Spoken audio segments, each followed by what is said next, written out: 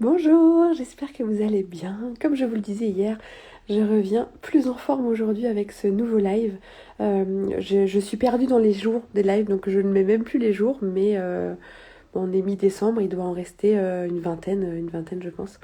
J'espère que vous allez bien. Faites-moi un petit coucou si vous passez par là en direct. Aujourd'hui c'est mercredi, c'est une journée, c'est la journée que je passe avec mon fils habituellement. Et là, comme on a dû rester quelques jours chez nous, bref, du coup on a profité plusieurs jours. Donc là, je prends ce temps en journée, ce qui est assez rare le mercredi, que je fasse le live le jour, mais me voilà.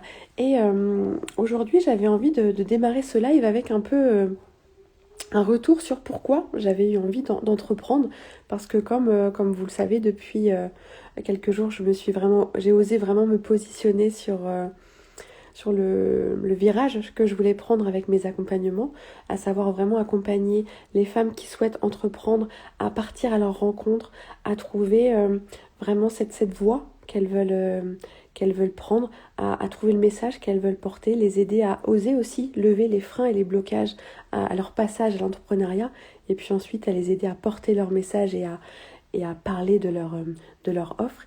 Et j'avais envie de revenir du coup aujourd'hui sur pourquoi moi j'ai eu ce désir d'entreprendre et, euh, et ça a été quelque chose d'hyper rapide en fait. Je me suis pas posé la question, c'est quelque chose d'assez particulier que j'ai vécu à ce moment-là. C'était donc en 2019. J'avais déjà eu un cabinet en libéral, mais c'est différent de ce que je fais maintenant, je trouve. Donc du coup, je laisse cette expérience de côté. Mais donc à l'époque, j'avais un cabinet libéral et j'étais salariée. Et puis, donc après, j'ai eu mon fils, donc qui est né en 2016. Et puis, en 2017, donc il avait presque un an, j'ai repris un emploi de salarié. Et j'avais 3h45 de transport par jour, tout compris marche, train, bus, tram. Donc c'est beaucoup, et ce qui fait que je voyais très peu mon fils. Je le voyais le soir quand je rentrais un petit peu, et puis et le week-end. Il y avait quelque chose de facile, c'est que c'était mon mari qui avait arrêté de travailler du coup pour que moi je reprenne mon activité. Lui avait arrêté de travailler et donc c'est lui qui s'occupait de notre fils, de la maison, etc. Donc il y avait ce côté où, voilà, pour moi, il n'y avait pas de stress à avoir, je savais que tout se passait bien, mais par contre, c'était pas possible pour moi de voir si peu mon fils. Et donc, je suis restée dans cette entreprise pendant 2 ans, presque 2 ans.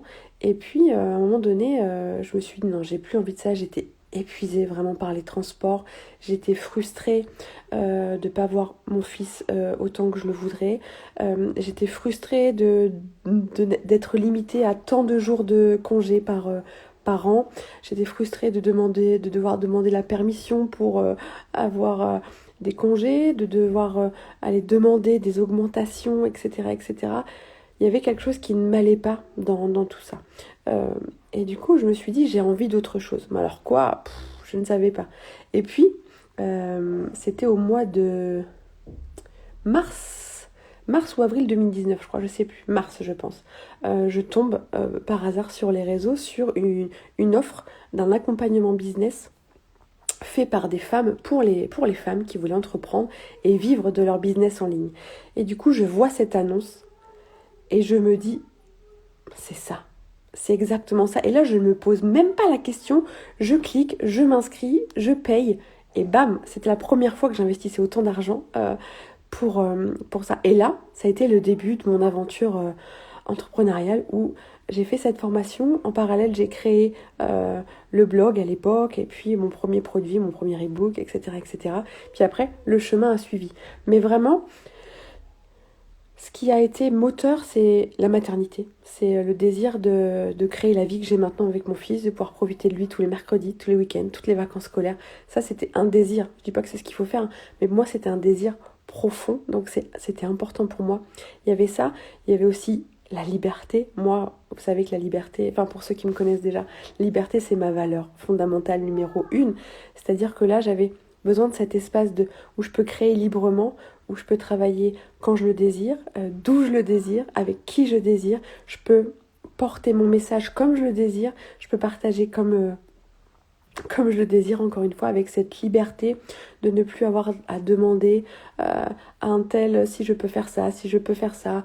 Si mon fils est malade, et bah c'est pas grave, je le garde avec moi et puis il est avec moi à la maison. J'ai plus besoin de courir chez le médecin, avoir un arrêt pour prouver à mon employeur que mon enfant est malade, etc.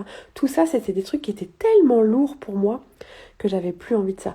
Donc pour moi, personnellement, voilà, il y avait cette envie de profiter de ma famille plus, profiter de mon fils encore plus, d'avoir cette liberté, et puis aussi ce désir d'impacter à un plus haut niveau et de la manière dont je le désire, de pouvoir porter un message, d'accompagner des femmes, alors au début une, deux, trois, puis des dizaines, et puis des centaines, et puis après des milliers. Ça c'est le désir que j'ai de vraiment pouvoir impacter de plus en plus avec mon message et mes accompagnements. Ça aussi, parce que quand j'étais en institution, il y a quand même des choses où on est limité, forcément, c'est normal. Et là, j'avais pas envie de ça. J'avais envie de vraiment de créer comme je le désire et de pouvoir, voilà, essayer des choses, tester, ajuster, voir ce qui est aligné ou pas, et puis changer d'avis, et puis revenir en arrière, et puis reprendre un autre chemin, tester, en ayant cette liberté d'action qui est pour moi à pas de prix. Et franchement, oui, il y a des choses qui sont plus insécures quand on commence dans l'entrepreneuriat parce que il n'y a plus un salaire assuré comme ça, il y a plein de choses qui sont différentes. Mais je reviendrai en arrière pour rien au monde. Et vraiment, je sais à quel point, quand on a ce désir et qu'on a le courage de se lancer après, tout se met en place. Il y a des choses qui sont plus difficiles, ça demande, ça challenge, ça demande de lever des blocages, ça demande d'avancer quand on n'a pas de visibilité. Mais après, les choses se mettent en place et c'est tellement riche. Enfin, moi, c'est tellement riche ce que je donne, mais aussi ce que je reçois. Les échanges que j'ai avec les femmes que j'accompagne, c'est tellement extraordinaire. La qualité de vie que ça m'offre, ça le vaut tout l'or du monde, quoi. Vraiment. Rien que pour ça, je parle même pas du chiffre d'affaires ou quoi, mais la qualité de vie que ça m'offre, de plus avoir ces 4 heures quasiment de transport par jour, de plus courir après le temps pour voir mon fils, de plus tout ça, ça n'a rien à voir. Pouvoir euh, être off et puis continuer à être connecté quand même avec vous quelques minutes dans la journée, enfin ça m'offre tellement de liberté que j'ai vraiment à cœur de vous accompagner pour celles qui le désirent à faire ce chemin de ok, où est-ce que je veux aller dans l'entrepreneuriat, lever ce qui peut freiner, trouver vraiment la contribution qui vous êtes et la contribution que vous voulez apporter et passer ce cap de l'entrepreneuriat qui est pour moi extraordinaire. Donc voilà ce que je vais vous partager aujourd'hui. N'hésitez pas à commenter si vous le désirez, à partager aussi ce live à des femmes dans votre entourage qui pourraient être intéressées, à me poser vos questions si vous le souhaitez aussi. Je suis assez transparente sur tout, donc n'hésitez pas à poser toutes les questions que vous souhaitez par rapport à mon parcours ou à l'entrepreneuriat. Et puis je vous retrouve demain pour un nouveau live. Salut!